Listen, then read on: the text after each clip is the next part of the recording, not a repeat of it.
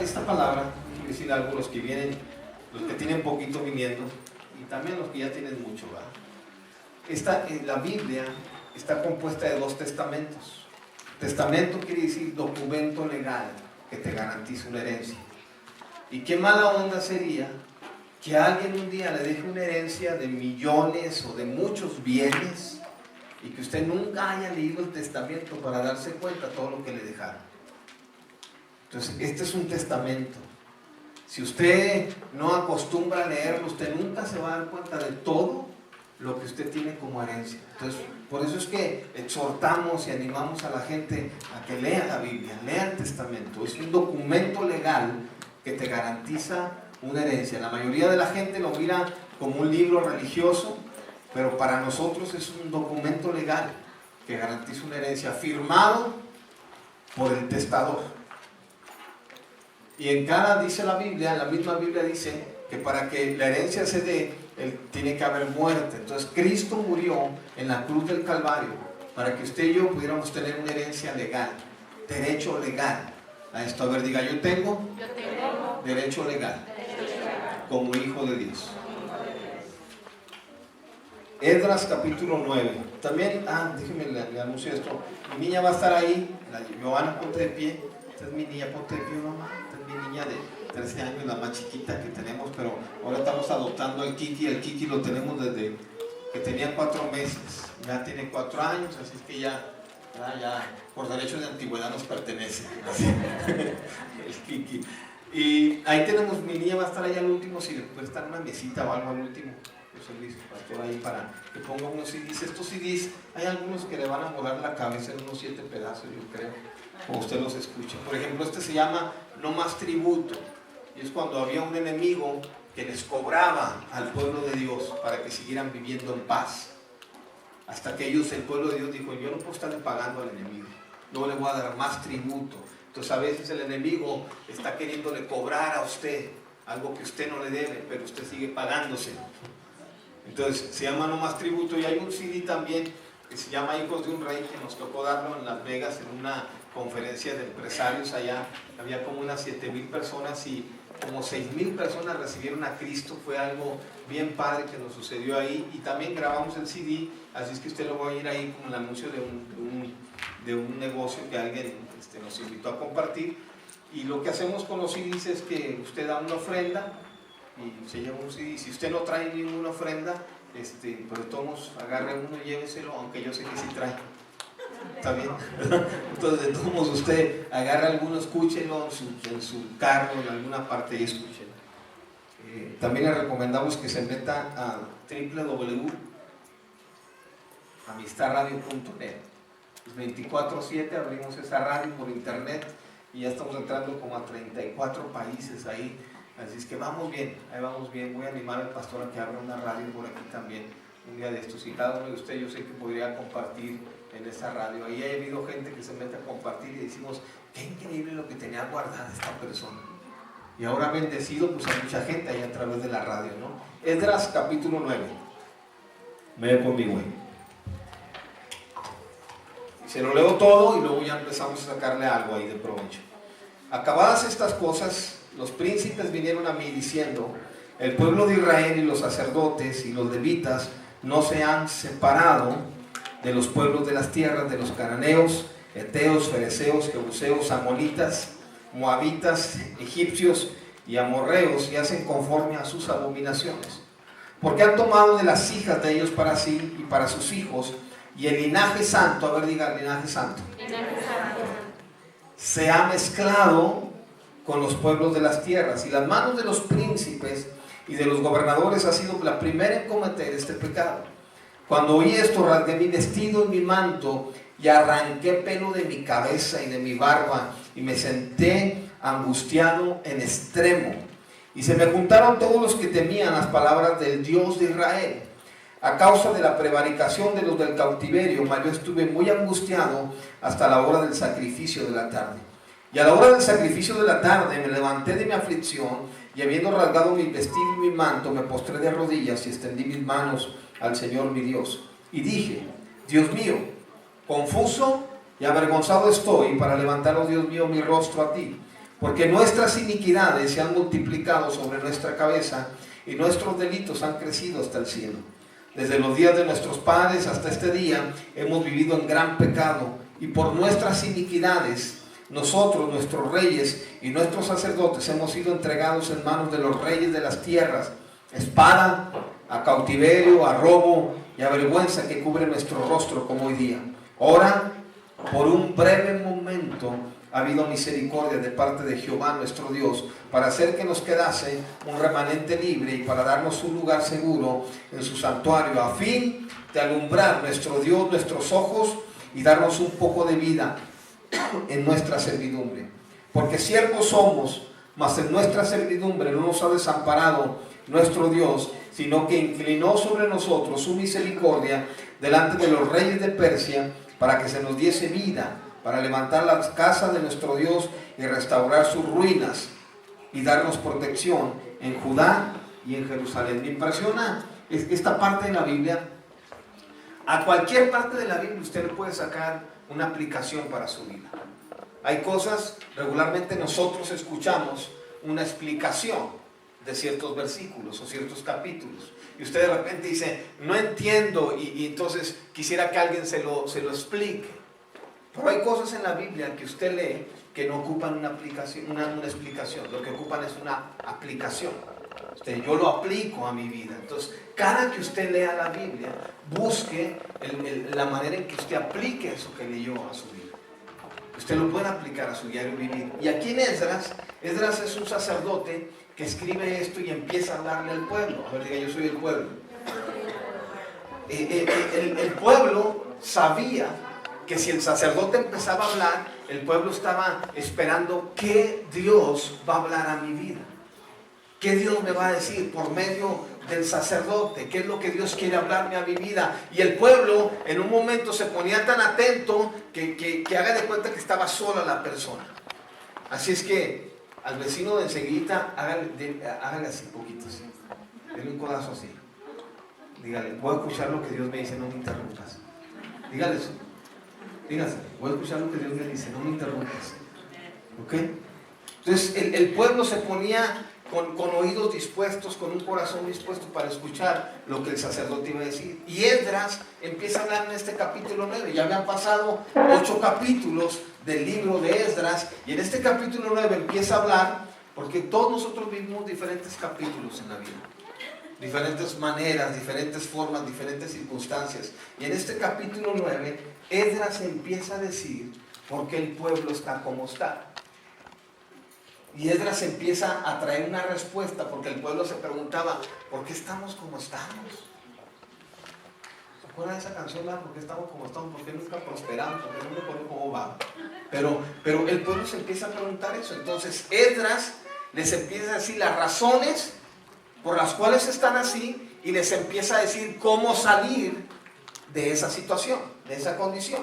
Entonces dice, sucedidas estas cosas, después de estas cosas, cuando habla después de estas cosas, quiere decir que hay algo que pasó antes. ¿Ah? Antes, déjenme le explico lo que había pasado con el pueblo. Lo que había pasado con el pueblo es que se habían aventado 70 años de cautiverio en Babilonia. Y Babilonia quiere decir confusión. Quiere decir que habían vivido muchos años de su vida en confusión.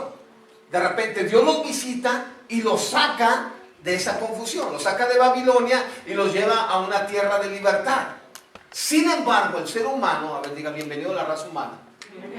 Sin embargo, el ser humano, híjole, sale de una ¿para qué? Sale de una para meterse a otra. Y de repente ellos vienen saliendo de una confusión. Dios los liberta y les da una tierra para que ellos vivan bien, y vuelven a meterse a otro rollo.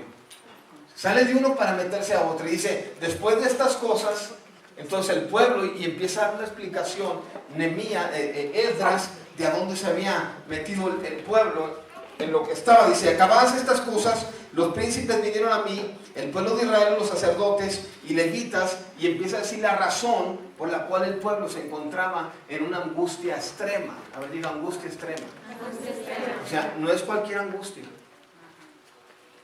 Déjenme decirles lo que les estaba provocando la angustia que estaban viviendo.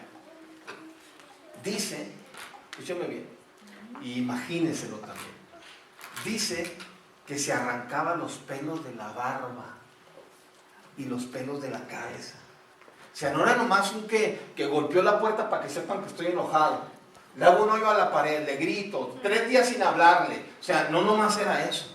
Miren la angustia extrema en la que estaban. Se arrancaban los pelos de la barba y los pelos de la cabeza. O sea, no era cualquier situación que estaban viviendo. ¿Qué los había metido a esa situación tan angustiosa? ¿Y qué los iba a sacar de esa situación tan angustiosa? La vida privada de ellos estaba siendo carcomida, la vida privada de ellos estaba siendo acabada. Vivían muchas cosas en su vida privada, puerta cerrada, que los demás no conocían. Y si usted lo asimila a nuestro tiempo, hay muchos hogares, muchas parejas, muchos matrimonios, muchas familias que no vinieron hoy, que se fueron a jugar fútbol. Pero hay familias que de repente viven a puerta cerrada algo que nosotros desconocemos. Decía una señora, oiga, pastor, le decía a un pastor, por favor, haga reuniones todos los días, diario, en la iglesia, diario. Y le pregunta el pastor, ¿por qué? Porque cuando mi esposo llega a la iglesia es diferente a como está en la casa. Entonces quisiera que diario hiciera reuniones, porque cuando él llega a la reunión, él se comporta bien en la reunión. Pero llegando a casa es totalmente diferente. Entonces, hay gente que no vino hoy, que a puerta cerrada viven cosas bien deprimentes.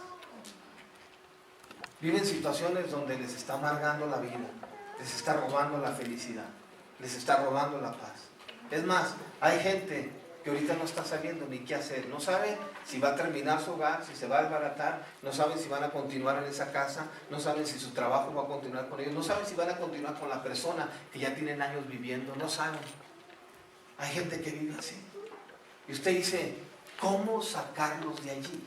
Porque nuestra labor como pastores es sembrar algo que le haga a la gente salir de allí y encontrar su propósito en Dios. No se trata de una religión y de que usted entra por esa puerta y de repente le enseñamos un puño de formas y de reglas. Si tú vas a pertenecer a esta congre, entonces te vistes así, te quitas esto otro, ya no hagas esto, ya no hagas aquello. No se trata de eso, se trata de sembrarle algo que la haga salir o que lo haga salir de la situación que usted mismo no ha podido salir. Un día vi una que como me dio risa.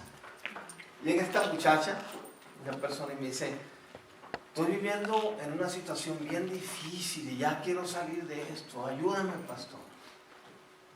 Y yo le dije, pues vente, vamos a echarle ganas, Dios te va a hablar de su propósito, tú vas a conocer el amor de Dios. Y Dios le dice, es que ¿sabe qué? Ya no me la acabo, me han dado ganas de morirme mejor. Y le dije, pues Dios te va a sacar de eso, Dios tiene un plan con tu vida. Déjame te digo algo que Dios... Que fue dicho del corazón de Dios. Yo sé los planes que tengo acerca de ti, planes de bien y no de mal. Te voy a dar por venir y te voy a dar esperanza. Un día vas a venir, vas a hablar conmigo y yo te voy a escuchar. Me vas a buscar y me voy a dejar hallar por ti, porque me vas a buscar con todo tu corazón. Y le estoy compartiendo y luego me dice, oye pastor, pero aunque estoy en una aflicción bien tremenda, dice, si yo vengo aquí, prohíben bailar. Yo no sabía si reírme o qué. Le digo, y te estás muriendo. Y estás preguntando si aquí prohibimos bailar. Porque a mí me encanta el baile, me dijo. Y yo le dije, bueno, pues no, yo no te voy a prohibir bailar. Nomás si bailas mal, no digas que vienes aquí. Le digo, mija, no se trata de eso, se trata de sembrarte algo que te haga cambiar tu estilo de vida. Esdras miró a la gente en una angustia extrema. Esdras estaba mirando que los pelos de la barba se los arrancaban y los pelos de la cabeza, y dice, en una situación, en una angustia extrema la angustia, una situación desesperante. Entonces Esdras empieza a decir la razón por la cual ellos estaban en esa situación. Y dice, los príncipes y los gobernantes vinieron a mí diciendo que el pueblo de Israel el pueblo de Dios, a ver, diga, yo soy pueblo de Dios. Dice que el pueblo de Dios no se ha separado. Esa palabra es importante para usted y para mí. El pueblo, la circunstancia que estaban viviendo es porque ellos no habían hecho una separación de las cosas que tenían que separar de su vida. Y adelantito dice, sino que se han mezclado. O sea, no nomás no se separaron, sino que se mezclaron. Entonces, se han mezclado con ciertos pueblos. Lo que está diciendo la Biblia, o lo que a mí me está hablando la Biblia, es que de repente yo no me separo o no me aparto de las cosas que tengo que apartarme ya. Yo hay cosas que yo tengo que apartarme de ellas. Y hay una persona que me decía, oye, yo ya le he orado mucho a Dios que me aparte de esta persona, porque yo tengo a mi esposo, tengo a mi esposa. Pero hay una tercera persona, ya le ora. No, le digo, no le ores a Dios, apártate nomás y ya. O sea, apártate, porque al final de cuentas vas a salir con que, pues Dios nunca me apartó. No, apártate. El pueblo entró en una angustia extrema. Número uno, porque no se habían apartado. Número dos, porque se habían mezclado. De repente, la gente, vuelvo a decir, bienvenido a la raza humana. Mezclamos las cosas, hacemos una mezcolanza de la vida cristiana. Mezclamos como la sabiduría con las tonterías. De repente en nuestro carácter amanecemos vestidos de seda. ¡Wow! ¡Qué increíble! ¡Qué amoroso! Y al otro día no garantizamos nada, podemos amanecer vestidos de paja. Vestidos de harapos. Sembramos trigo y al otro día sembramos paja. Entonces hacemos una mezcolanza. Hoy amamos, mañana no te garantizo nada. Sí, no garantizo nada para mañana. Hoy oro por la gente y de repente estoy, Padre, sálvalos, sálvalos. Y al otro día estoy, llévatelos. O sea, porque hacemos una mezcolanza. Nuestras emociones nos dominan de una manera que no podemos salir y ni podemos ni controlar nuestras emociones. No somos racistas, pero odiamos a todos por igual. O sea, de repente eso nos sucede. Y déjeme decirle, el no apartarnos de él y el mezclar nos mete en una vida angustiosa, porque no estamos hechos para eso.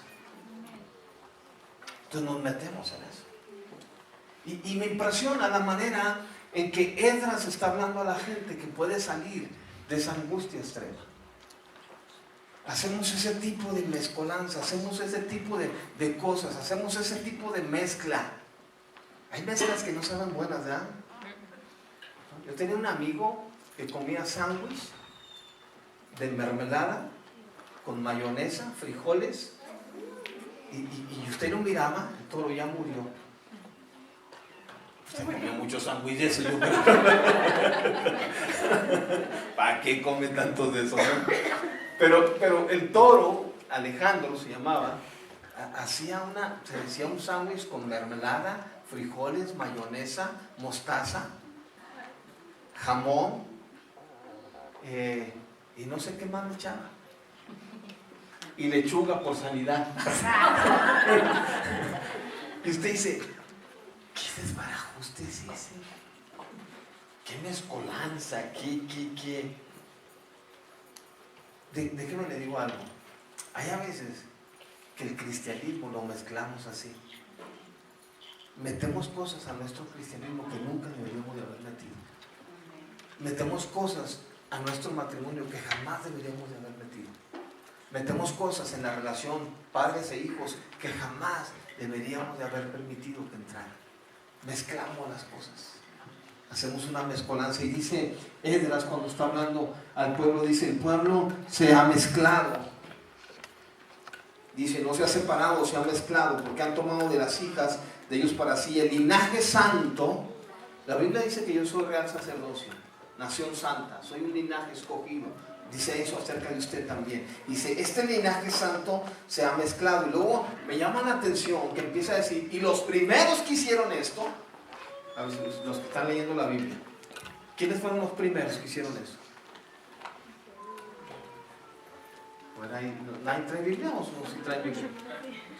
Sí son cristianos, ¿verdad? Los primeros que hicieron eso, ¿quiénes fueron? Los sacerdotes y los levitas. O sea, la gente de autoridad. No fueron los hijos, fueron los padres. No fueron los de abajo, fueron los de arriba.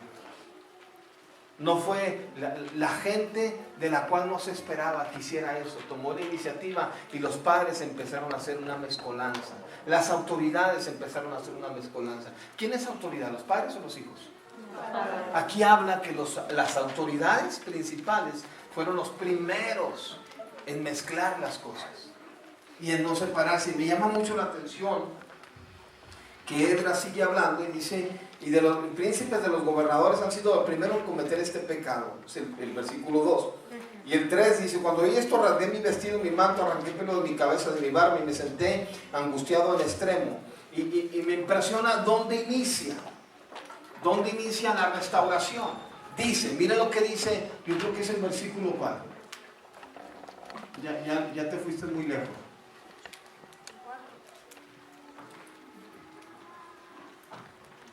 ¿En cuál estás ahí? ¿El 4? A ver, vete, sí, al 4. Entonces, por causa del pecado cometido por los repatriados, se reunieron a mi alrededor todos, ¿quiénes? ¿Quiénes se reunieron? Los que obedecían, aquí en mi versión dice, los que temían a las palabras del Dios de Israel. Mire dónde empieza la restauración. Siempre la restauración suya y mía va a empezar en lo que Dios dice. La misma Biblia dice, cuando Jesús empieza a hablar al pueblo, le dice, ya vosotros estáis limpios por la palabra que les he hablado. O sea, esta palabra, yo cada rato estoy diciéndole a la gente, lee la Biblia, lee la Biblia, lee la Biblia, todos los días lee la Biblia. No dejes de leer la Biblia. ¿Por qué? Porque esta palabra tiene un poder de transformar la vida de la gente. Porque es la palabra que sale de la boca de Dios. Y Dios la comparó a un alimento. ¿Usted se acuerda cuando Jesús estaba en el desierto y había durado 40 días sin comer? Y viene el diablo y lo tienta y le dice, a ver, haz que estas piedras, ¿qué le dijo? ¿Se acuerda? Sí. Haz que estas piedras se conviertan en pan. ¿Usted cree que lo hubiera podido hacer? Sí. Al diablo lo convierte en virote si quiere. Sí, él no tiene bronca con eso. Y él compara el alimento de la palabra, la palabra lo compara con un alimento. Entonces la restauración de la gente que está en una angustia extrema, en problemas sin resolver, en situaciones conflictivas, personales, familiares, matrimoniales, de iglesia. Toda la restauración inicia cuando empieza a haber unidad de aquellos que obedecen o que temen a las palabras del Dios de Israel. Yo me acuerdo cuando estaba, sí le conté la vez pasada que me echaron al bote, ¿verdad? Sí le dije. Pues cuando estaba ahí en el bote, en la congre de adentro,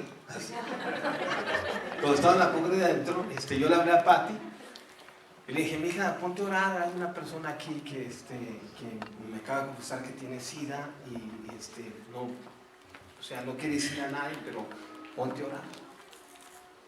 Entonces, estando ahí, hicimos una reunión en la cocina, abríamos una reunión y llegaban los presos ahí, en la cocina nos la prestaban y empezamos a predicar.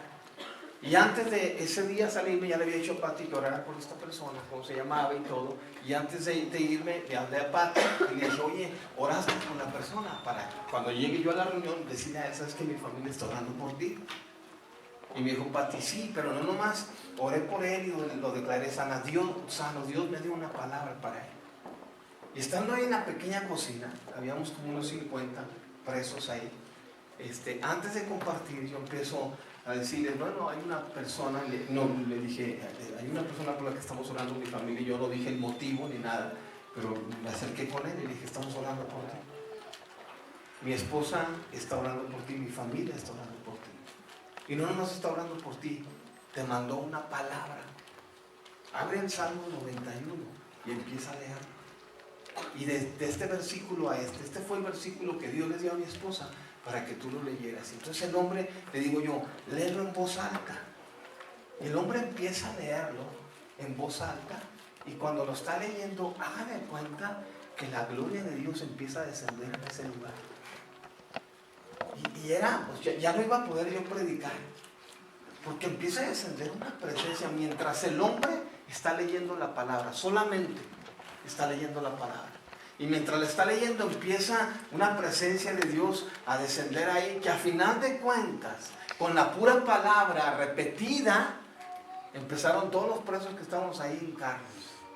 Empieza a hincarse, a levantar las manos. No se ocupaba una prédica, no se ocupaba una explicación, solamente alguien que estaba declarando la palabra. Déjeme le digo una cosa, la palabra tiene un poder impresionante. Pues la restauración de esta gente empieza ahí. Cuando estamos ahí yo dije, ¿qué voy a predicar? No voy a predicar nada ya. Y lo único que se me venía era un canto. Yo dije, uy, yo ni sé cantar. Aquí voy a huir a todos los presos, los voy a ahuyentar, ¿no? Pero empecé a cantar. Ay, se me vino un canto y empecé a cantar ese canto que dice, hasta se me olvidó. Cuán grande es Dios, cántale cuán grande es Dios. Y empiezo a cantar como pude, hasta tenía el pendiente y cuando suba la canción en la torre, ¿no? Pero la pura palabra hizo que la presencia de Dios descendiera de una manera gloriosa, que usted no podía evitar. Ninguno de los que estaban ahí, ninguno de los presos podía evitar sentir la presencia de Dios. ¿Qué logró eso? Su palabra.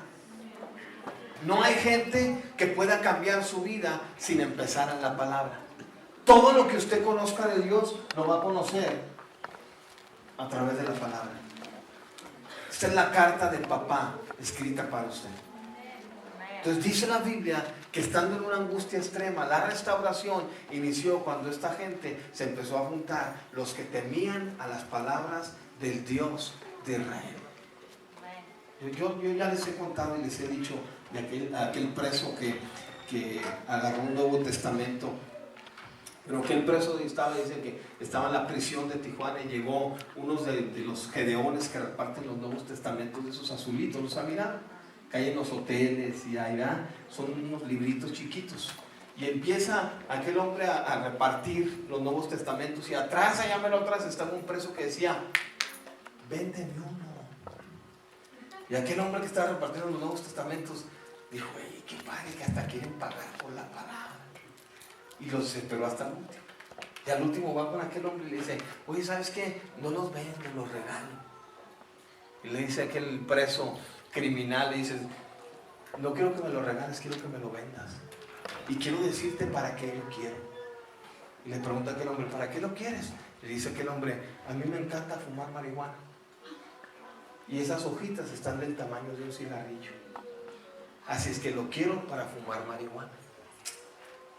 Y aquel hombre retiró el Nuevo Testamento. Entonces, cuando retira el Nuevo Testamento, dice, ¿cómo se lo va a dar para fumar mota? Retira el Nuevo Testamento, pero a su mente empiezan a venir versículos bíblicos. Mi palabra es como el rocío que desciende y moja la tierra y la hace germinar y produce semilla y da para el que come y al que siembra. Así es mi palabra que sale de mi boca, no volverá a mi vacía, será prosperada para lo que le envíe. Mi palabra es como una espada de dos filos que penetra hasta partir el alma, el espíritu, las coyunturas, los tuétanos, disciernan los pensamientos y las intenciones del corazón. Envió su palabra y lo sanó. Y cuando se le vienen esos versículos, entonces le entrega el Nuevo Testamento y le dice, te lo voy a dar, pero prométeme que antes de fumártelo lo vas a leer. Y el preso le dijo, te doy mi palabra de criminal, ¿no? Así, te doy mi palabra que antes de fumarlo lo voy a leer. El testimonio del preso cuando pasa el tiempo es este, dice el preso, ya restaurado totalmente. Empieza a contar y dice, miren, me fumé Mateo, me fumé Marcos, me fumé Lucas, y cuando me estaba fumando Juan, llegué a Juan 3:16. Porque de tal manera amó Dios al mundo, que dio a su único hijo para que todo aquel que en él cree no se pierda, sino que tenga vida eterna. Y dice que ahí cayó arrodillado, levantó sus manos, le pidió perdón a Dios y se entregó con todo su corazón. La palabra tiene poder. ¿Cómo empieza la restauración de esta gente? Porque la gente que temía a las palabras del Dios de Israel se empezaron a juntar. Y sigue diciendo, y dice, mas yo estuve muy angustiado. Es el mismo 4, dice, se me juntaron todos los que temían las palabras del Dios de Israel a causa de la prevaricación de los del cautiverio, mas yo estuve muy angustiado hasta la hora del sacrificio de la tarde. Qué increíble eso, porque tú tienes que poner atención cuando la Biblia te habla un hasta. No hay cosas en su vida de las cuales usted se ha hartado. A ver, voltea acá conmigo. Déjeme ver a ver si lo miro hartado. No hay cosas en su vida de las cuales usted dice, ya, hasta aquí, ya. No hay cambios que no han sucedido que usted dice, ¿hasta cuándo? ¿Hasta cuándo? ¿Hasta cuándo? No hay cosas en su vida que han ofendido a Dios y que usted ha tenido que decir, ya, hasta aquí, ya. Jamás lo vuelvo a hacer. Jamás vuelvo a caer. Jamás vuelvo a hacer esto. Jamás vuelvo a ofender a mi Dios de esa manera. Jamás me vuelvo a arriesgar de esta forma. Jamás me vuelvo a meter en ese hoyo. Ya, hasta aquí, ya. Esa gente, después de una angustia extrema, llega un momento que dice, y estando yo en una angustia extrema, hasta, qué padres son los hasta aquí ya. Cuando usted mire un hasta en la Biblia, póngale mucha atención. Cuando mire un hasta aquí. Ok, hasta aquí. Entonces quiere decir que aquí, ¿por qué terminó el alma? ¿Cómo fue que se dio ese hasta aquí? Ya no más. Dice, hasta el sacrificio de la tarde. Y usted tiene que preguntarse, así como yo me pregunté, ¿y cuál era el sacrificio de la tarde? Déjeme le digo lo que el pueblo vivía. El pueblo regularmente estaban acostumbrados para ir al sacrificio de la mañana. O sea, haga de cuenta que esta reunión, domingo a la 1 de la tarde, es el sacrificio de la mañana. Y el sacrificio de la mañana, como que no ha llegado aún hasta aquí. Como que no ha logrado llevar su vida mucho más allá. Como que el sacrificio de la mañana y nomás el sacrificio de la mañana ya no le ha llevado a dar los frutos que su vida puede dar. Como que este sacrificio de la mañana no nos ha llevado mucho más allá, lo ha llevado hasta cierto terreno y hasta cierto lugar, pero no hasta quitar la angustia extrema que vivo dentro de casa o en mi vida interna. Entonces dice que aquello fue quitado hasta el sacrificio de la tarde. ¿Qué es el sacrificio de la tarde? ¿Qué era? Le voy a decir algunos ejemplos del sacrificio de la tarde. El sacrificio de la tarde era cuando Pedro y Juan, dice la Biblia en el libro de los Hechos, capítulo 3, llegaron al templo de la Hermosa en el sacrificio de la tarde. Y en el sacrificio de la tarde, miren lo que sucede. Dice, miren un hombre cojo de nacimiento a la entrada del templo. De repente en ese sacrificio de la tarde llegan y sucede lo que nunca había sucedido con el cojo de nacimiento. Algún pariente,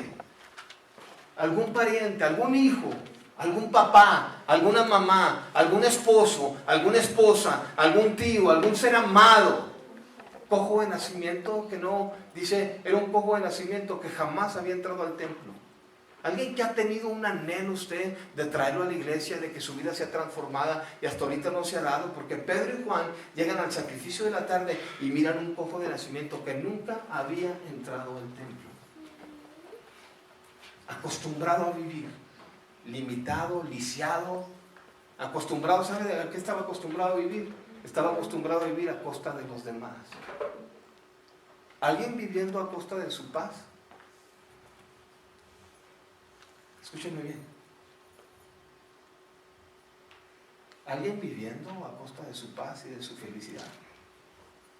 Alguien con que usted tenga un reclamo y le diga, ¿cómo me has hecho la vida imposible? Alguna idea que se venga y que usted tenga que decirle a alguien interiormente, ¿cómo me has desgraciado la vida? Alguien que le ha causado tantas broncas, algún cojo de nacimiento que jamás haya entrado al templo, algún cojo de nacimiento o algún área en su vida limitada, lisiada, algún área en su vida de la cual usted haya querido salir y jamás ha podido llevarla al templo y que se rinda totalmente, algún síntoma de robo, algún síntoma de mentira, algún síntoma de adulterio, algún síntoma de fornicación, algún síntoma, algún cojo de nacimiento que no ha llevado al templo a que cambie. Pedro y Juan llegan y se encuentran con una vida viciada. Y en el sacrificio de la tarde, miren lo que sucede. Esta gente viene, después de tantos años, miran al cojo de nacimiento en el sacrificio de la tarde y le dicen, no tenemos oro ni plata para darte, pero lo que tenemos te damos, en el nombre de Jesús de Nazaret, levántate y anda. Y aquel cojo, dice, se levantó inmediatamente, entró al templo por primera vez y empieza a cantar y a alabar y a bendecir. Déjenme le digo lo que sucede en el sacrificio de la tarde. Lo que no andaba, empieza a andar. Lo que no cantaba, empieza a cantar. Lo que jamás había entrado al templo, entra ese día. En el sacrificio de la tarde. ¿Sabe por qué en algunas vidas de cristianos no hemos visto milagros así? Porque nos hemos conformado con el sacrificio de la mañana. No más. El sacrificio de la tarde es ir más allá, es recorrer la milla extra, es no quedarte en el mismo lugar, es no conformarte con hasta dónde has llegado, es irte más allá, es agarrar la oferta que Jesús te está haciendo. La mayoría de la gente tiene la mente limitada o tenemos la mente limitada, así como cuando vino a uno de los discípulos y le dice al Señor le pregunta, esperando una respuesta tradicional, y le dice, ¿cuántas veces debo de perdonar a mi hermano? ¿Y sabe cuánto esperaba aquella persona que le dijera? ¿Sabe cuántas? No, un poquito más. ¿Sabe cuántas veces esperaba? 7. Tradicionalmente, 7 veces. Entonces él esperaba que le dijeran 7. Entonces Jesús se fue al sacrificio de la tarde y le dice 70 veces 7. Espérate, si yo nomás tenía contemplado hasta aquí. O sea, yo no tengo contemplado venir y que pase la canasta y dar más de 20 bolas. Yo hasta que 20 bolas y ya no paso. Por eso la gente no mira milagros.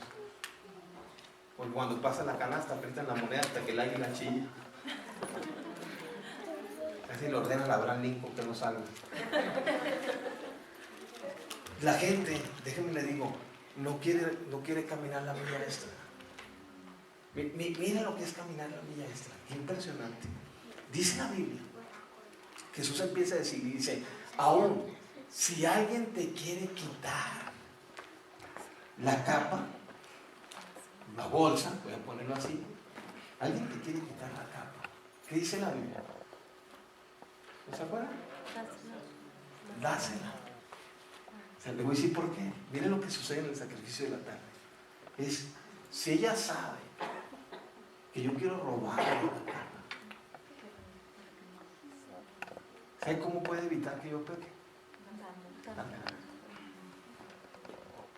Y ya evitó que yo pecara. ¿Quién se atrevería a hacer eso? Solamente los que van al sacrificio de la tarde. ¿Es este teléfono o es la música de fondo?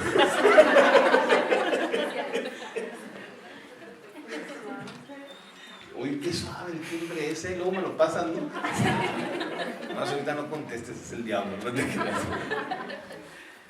El sacrificio de la tarde es la milla extra, es ir más allá, es no quedarte donde te has quedado. Ese es el sacrificio de la tarde. El sacrificio de la tarde, yo les hablaba hace ratito de Zacarías, es entrar aunque corras riesgos de muerte. Pero es preferible correr riesgos de muerte y cambiar la situación que quedarte en esa misma situación. Es preferible. Preferible que en vez de estar en una angustia extrema, en vez de estar en esa agonía, en ese pecado oculto, en esa situación oculta en tu vida, es mejor entrar al sacrificio de la tarde y que esa situación cambie en la vida de uno. Es mejor que estarte consumiendo o estarme yo consumiendo de esa manera. Es mejor entrar en el sacrificio de la tarde y que todo sea expuesto ahí. ¿Sabes lo que corría riesgos Zacarías cuando entraba al sacrificio de la tarde? Era correr los riesgos de que toda su vida fuera expuesta ahí.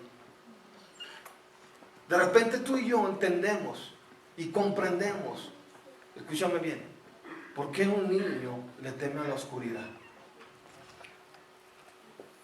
Y entendemos y decimos, no, pues es niño, le teme a la oscuridad. Pero no entiendes por qué un adulto le teme a la luz. No lo alcanzamos a entender. ¿Por qué alguien le teme a la luz? Un adulto le teme a la luz. ¿Sabes por qué? Porque ahí toda tu vida es expuesta. Toda tu vida es expuesta. Ahí se sabe si eres una persona sincera o no eres una persona sincera. Cuando aquellos fariseos llegaron ante la vida de Jesús y expuestos a la luz totalmente, Jesús dijo, no eres una persona sincera. ¿Por qué? Corres ese riesgo, sí, pero vale la pena correrlo. Para no vivir siempre así. Una persona sincera es, en la antigüedad, aquella gente que hacía las esculturas de mármol y hacía las estatuas, aquellas esculturas preciosas, impresionantes, ellos empezaban a hacerlas y si algún error les salía en la escultura que ellos habían hecho, ellos ya sabían que iba a venir el comprador y revisar si tenía alguna quebradura, algún error, alguna cosa que no había salido bien. Y lo que los escultores hacían es, empezaban a revolver esa mezcolanza, empezaban a revolver cera con polvo de mármol. Y los desperfectos de la escultura los empezaban a poner perfectos con el polvo de mármol y la cera. Y cuando un comprador venía y iba a pagar lo que iba a pagar por la escultura, preguntaba, ¿es con cera o es sin cera? Porque ya sabían ellos que cuando compraran aquella escultura iban a venir y le iban a poner en un nicho con un foco. Y la luz iba a llegar un momento en que iba a derretir la cera. Iban a salir los desperfectos. Entonces el comprador iba a decir, ¿cómo me chafiaron? Me dijeron que era sincera. Y resulta que no. Ahora, ¿sabe una cosa? Cuando usted viene a la luz, es mejor que salgan todos los desperfectos. Y que su vida sea expuesta, que mi vida sea expuesta. Porque la única manera, cuando tú vienes al sacrificio de la tarde, es ponerlo todo a la luz. Cuando vienes al sacrificio de la tarde, no sabes si vas a levantar las manos para adorar o solamente vas a recibir una palabra de parte de Dios que te diga, hasta aquí, ya. El sacrificio de la tarde es ir más allá, es no quedarte donde mismo. Voy a terminar con esto.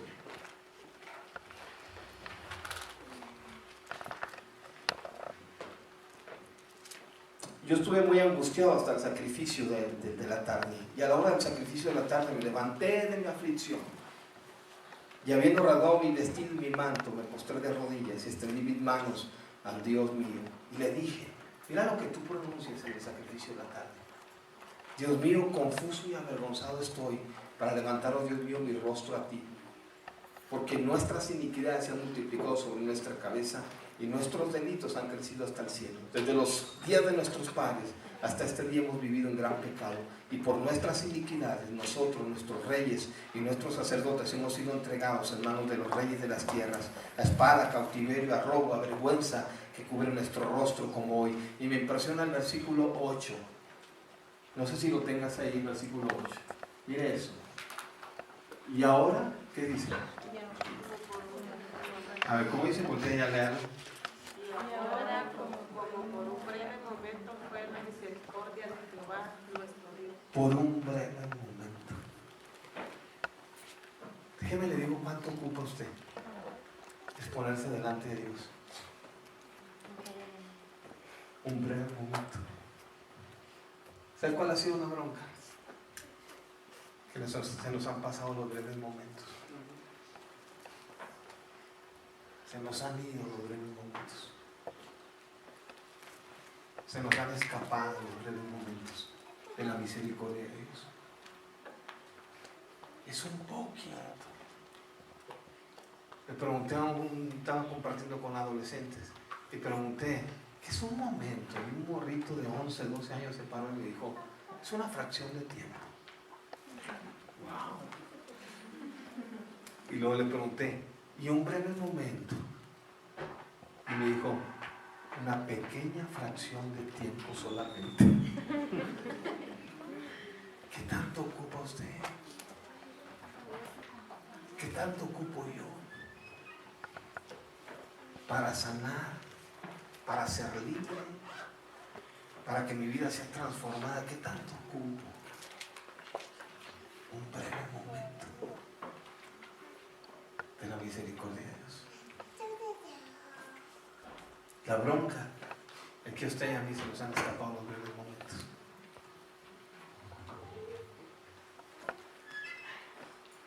Viajando, si quieres tocarlo. Se lo leo. Y ahora, como un breve momento, fue la misericordia de Jehová nuestro Dios, para hacer que nos quedase un resto libre y para darnos estaca en el lugar de su santuario, a fin de alumbrar nuestros ojos, nuestro Dios, y darnos un poco de vida en medio de nuestra servidumbre. Viajando, tenía que agarrar el avión de Los Ángeles a Panamá. Y ahí en un retén, la migra me agarró. Y miraron algo en mi pasaporte que me meten me detienen. Yo tenía que agarrar el avión para ir a Panamá. Y de repente cuando me meten a esa, ven con una línea verde así bien brillosa. Yo dije, ahorita me van a sacar. Vino el emigrante, me apuntó con el dedo y me dijo, tú eres un mentiroso. Y me lleva adentro. Y me pone enfrente de un emigrante que está en la computadora. Y yo dije, ahorita en la computadora va a salir que todo está bien.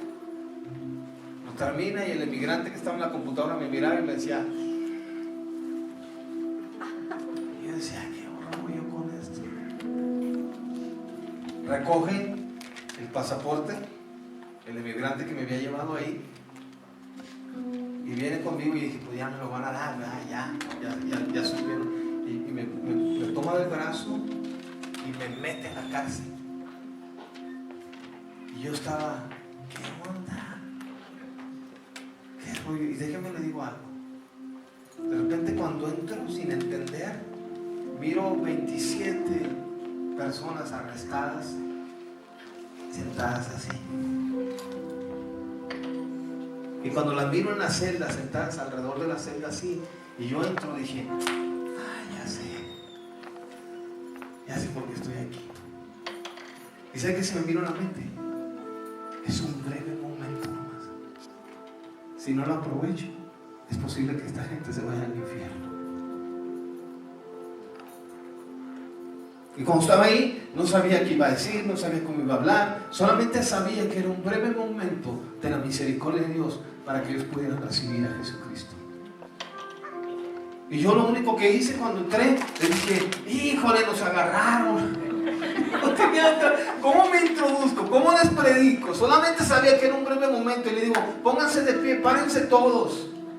Agárrense del hombro, agarra del hombro ahí a tu vecino, a tu hermano. Quiero orar por ustedes, quiero que reciban a Cristo. Conozco una persona que transforma la vida, se llama Jesucristo. Tengo un momentito solamente, yo voy a salir de aquí ahorita. Tengo un breve momento para que tu nombre sea escrito en el libro de la vida.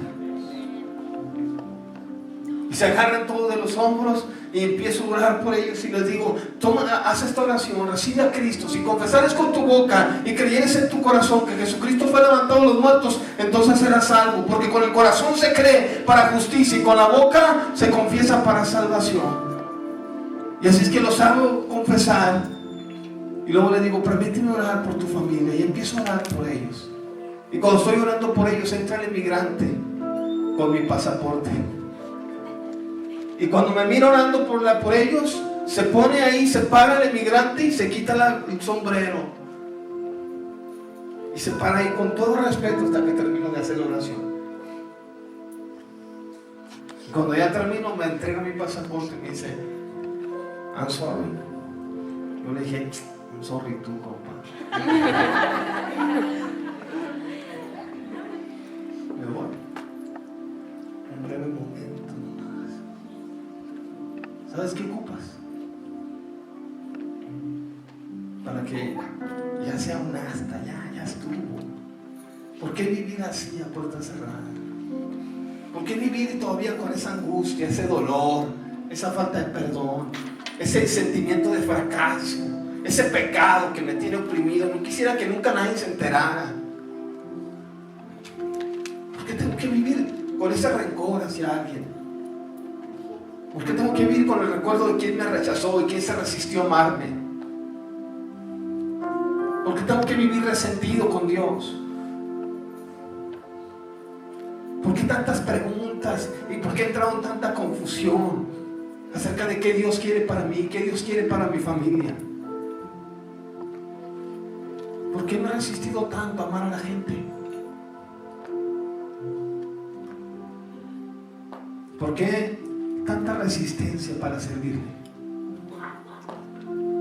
Es como si le lanzara un mensaje a Dios y le dijera, todo lo que has hecho por mí no amerita que yo te sirva con todo mi corazón. Todo lo que tú me has dado no amerita que yo te lo dé todo tampoco. Es como si le lanzaras un mensaje a Dios resistiéndole. Y sabes, al final de cuentas, si tuviera que expresarlo en tus palabras y las mías, es como si le dijéramos, me vale un cacahuate lo que hiciste en esa cruz por mí. Todo por no aprovechar los breves momentos. Todo por resistirme a ir al sacrificio de la tarde. Me he conformado con lo poquito. Me he deslizado con lo barato. Me he ido sobre lo que poco vale. Me ha costado tanto trabajo pagar el precio, irme al sacrificio de la tarde, romper con mis limitantes, ir más allá. Me ha costado tanto trabajo, solamente porque me ha resistido ir al sacrificio de la tarde, solamente porque me ha costado aprovechar los breves momentos de la misericordia de Dios. Y eso ha producido mis preguntas para con Dios. ¿Por qué a mí? ¿Por qué yo? Ha producido mis reclamos para con Él. ¿Por qué no me contestaste? No he querido ir al sacrificio de la tarde. He mezclado las cosas. No me he apartado de lo que tengo que apartar. Y no he aprovechado los breves momentos de la misericordia de Dios. Ponte de pie un poquito.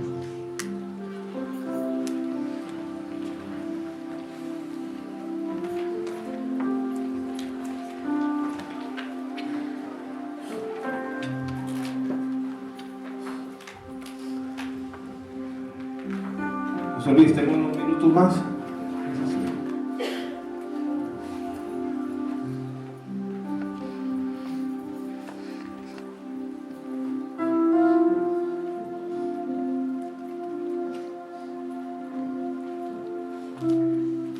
¿Quieres hacer?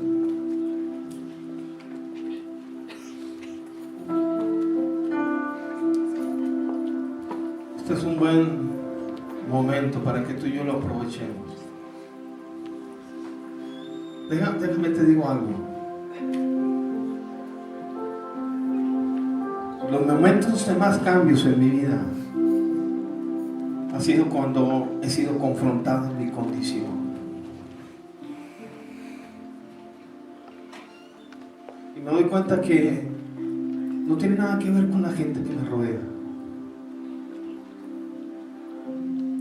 No tiene nada que ver con el que se resistió a amarme o el que pensó en un momento daño, hacerme daño. Tiene que ver conmigo.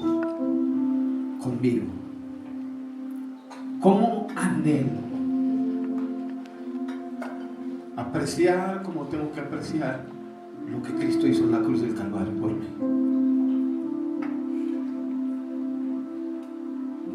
Tengo una esposa, tengo hijos, tengo nietos, tengo 2 nueras, tengo un yerno.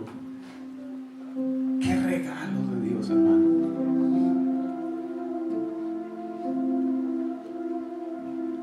Amo a mi esposa, amo a mis hijos, amo a mis nietos.